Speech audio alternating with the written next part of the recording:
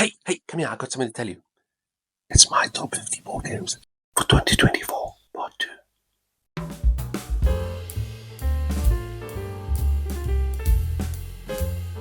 Hiya folks, welcome back to Birds on Board, your home of board gaming excellence. My name is Pigeon, and that's right, you heard correctly just now from that creepy whispering stranger.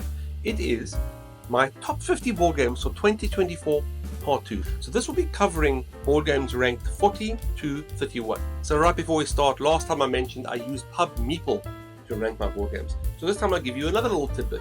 This tidbit is going to be about why 50? Why is 50 the magic number? Well, first of all, it's a round number. 50 sounds like a nice number. 100 was way too much. I don't want that pressure on myself. Top 10 lists are for every day. This is a year-end list, so I think top 50 was a good way to start. If this list does well and you folks enjoy it, I'll definitely up it next year, maybe 75, maybe 100, who knows. And if you are enjoying these, please go ahead and subscribe so you can get notified when the rest of the rankings come out, especially if you're interested in my top 10. Ooh la la, the top 10. But I think that's enough waffling. Let's hop into the very first board game at number 40. Let's go. So this time around, the first game on our list at number 40 is Azul. So because this is a board game channel, I'm sure many of you folks have already heard of Azul. It is very much a gateway classic at this point. Everyone knows Azul. Everyone's played Azul. For those one or two who haven't played Azul or heard of it at this point, Azul it's got a theme, but it's more abstract. The theme is very light. You are placing down tiles on a grid and you are trying to get certain patterns to appear. So it is a set collection pattern matching. You're picking up these tiles, so there's drafting, and you're trying to place them in certain configurations on your board to get certain sets. So better sets mean better points. Because there is a drafting mechanism, you are fighting not only to get the tiles you want, but also making sure that the opponent doesn't get the tiles that you know they want. Azul also has this nice mechanism where there is only so much place on your board to place certain colored tiles. And also, once you start drafting a certain set, you cannot stop drafting. You have to complete that set before you can go to the next color, in a row, of course. If by chance you pick up a tile that you can't place for some or other reason, they fall to the ground, break, and end up losing your points. And don't worry for those of you who have gotten your fill of Azul. There are so many spin-offs or re-implementations of the Azul mechanics, and the Azul family has grown into quite a few different games that kind of keep that core concept, those core mechanisms, but do expand and make it a bit more tricky, a bit more crunchy. But that's number 40, Azul, and I think you can consider this one an evergreen game. And at number 39, we have Citadels. And Citadels is quite a unique one. Citadels is a construction game. You are building these buildings. And once there's 8, the game's over. And we tally up scores to see who has the most points. On your turn, you can decide to either get 2 gold, which you can use to pay for new buildings. Or if you don't have any building cards, you can draw 2 building cards and discard one and keep the other. You can then, if you decide to, build one of those building cards. Another gimmick that makes Citadels so fun is the roles that you get to choose. Yes, it's a bluffing game. It's a hidden role game. So these roles get given to a player, and the player looks at them and chooses one and passes on. The next player does the same. And now that role that you've chosen either allows you to diminish another player's action or enhance yours. I remember earlier I said you could build one of your building cards from your hand, assuming you have enough gold. Let's say you chose the architect role. Now, the architect allows you to optionally build up to 3 buildings, and that's just the tip of the iceberg.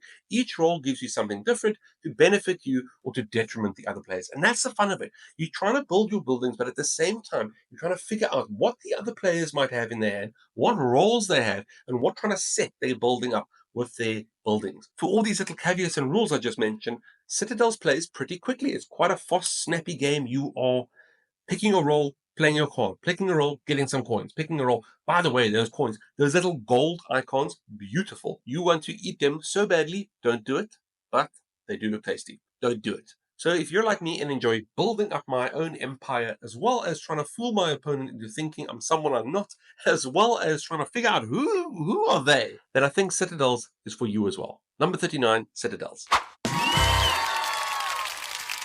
At number 38, we have another classic that I'm sure everybody has heard of, and I'm sure everybody at least has tried once. It is the Castles of Burgundy. So, in the Castles of Burgundy, you are playing as a wealthy aristocrat, and you are building up your small princedom. And this is represented by this hexagonal map that you have. At the start of the turn, each player will throw their dice, and those dice will correspond to certain actions you are allowed to take. For example, you could take a building from the relevant area corresponding to your dice and put it in your staging area. Or you could take a building from your staging area and place it on your map that corresponds to your dice value. You could deliver goods, again, corresponding to the value that you've rolled, or you could spend some workers to adjust that dice roll slightly. Sometimes you roll not great and it's just not what you're planning to do. The game takes place over 5 rounds, and because of that, you can be quite consistent with how long it plays, depending on how many people you've got playing with you.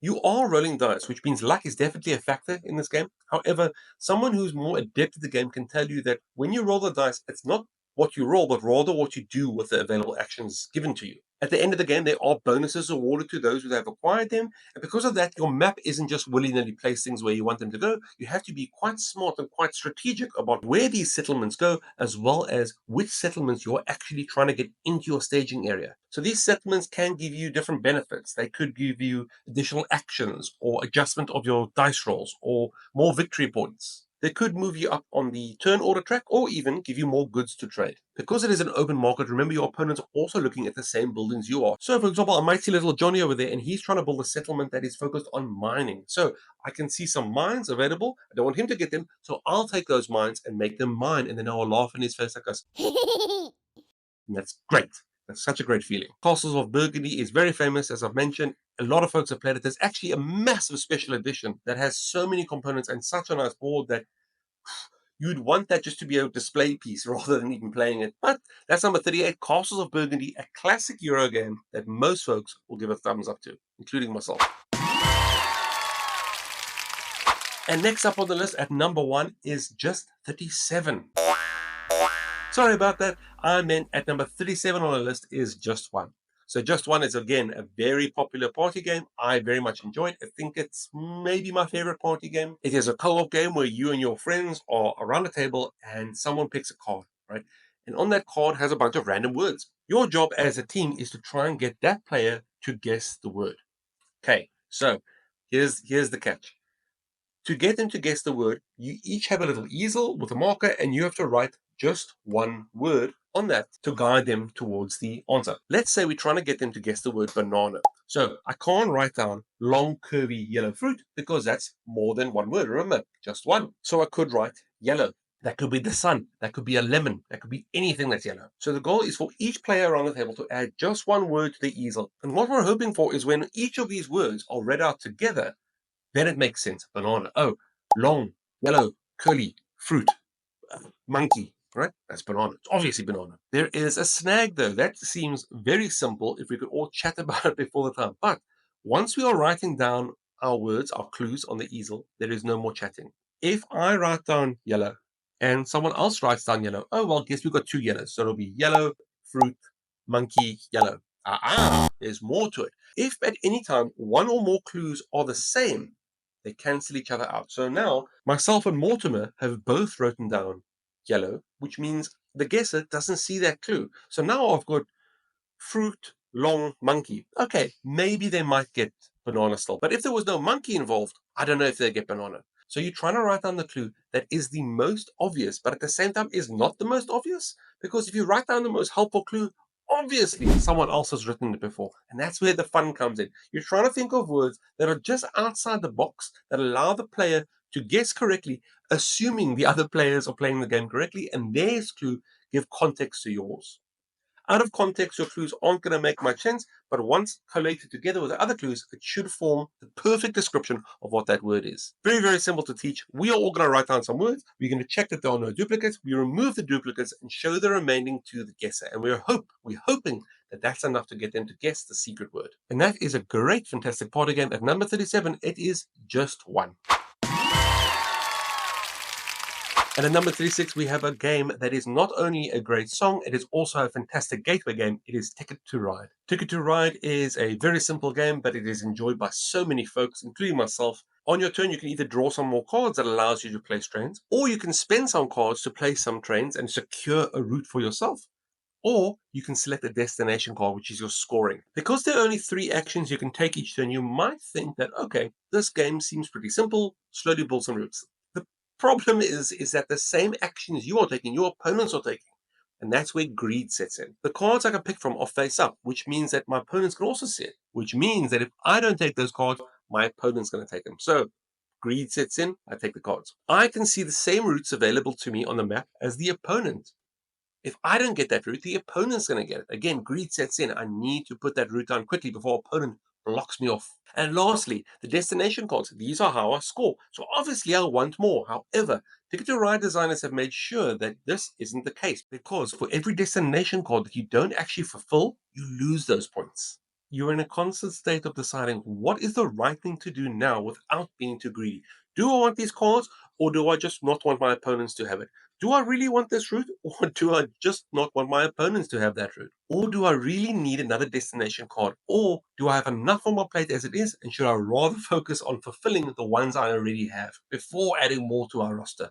One way a person can tell the Ticket to Ride is so widely beloved is because it is still making the Gateway Games top lists every time, and also there are so many different variants. There is a variant for nearly every location in the world, and each of them brings something slightly different to the Ticket to Ride formula. All of them welcome. At number 36, we have the game that is great for families, great for friends, people of all ages, and of course, train enthusiasts. That's Ticket to Ride.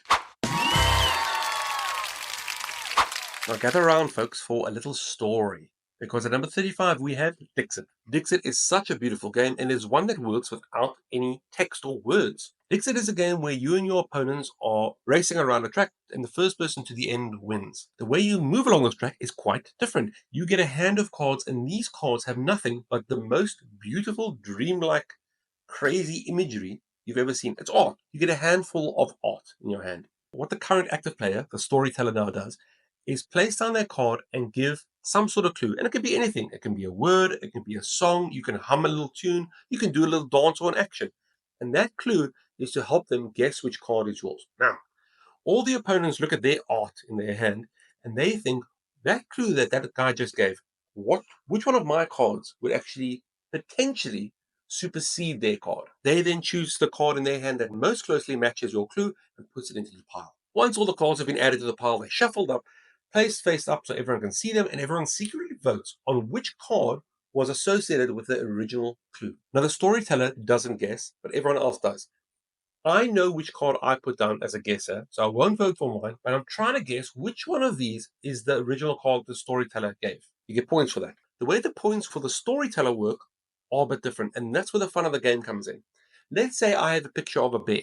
The last thing I'm going to say is Big Brown loves honey, because that's too obvious. The storyteller only gets points if not everyone gets their clue. But some people. I know it's weird. If nobody guesses the storyteller's card correctly, no points for you. Your clue was too vague. If everybody guesses the storyteller's card correctly, no points for you. You were too direct. So you have to give a clue that is hinting at my card, but at the same time, just not hinting too blatantly, just enough so some people will get it. And it's that balance that you're trying to strike that makes the game so fun.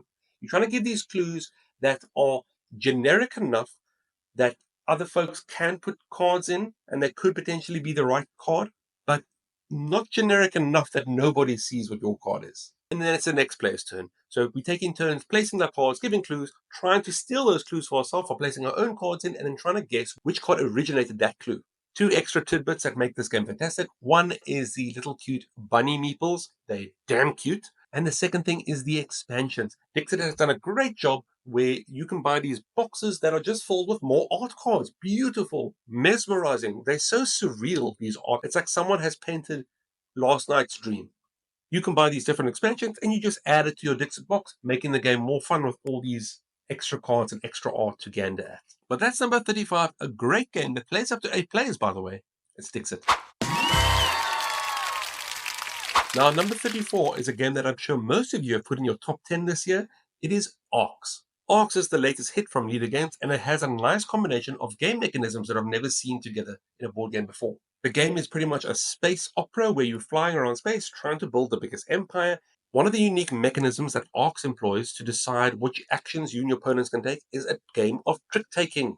You not only use this trick-taking game to decide what actions you can do, you can also use this trick-taking game to decide what ambitions are scoring this round. That's right, ambitions are the scoring and the method that you'll be judged upon at the end of the round.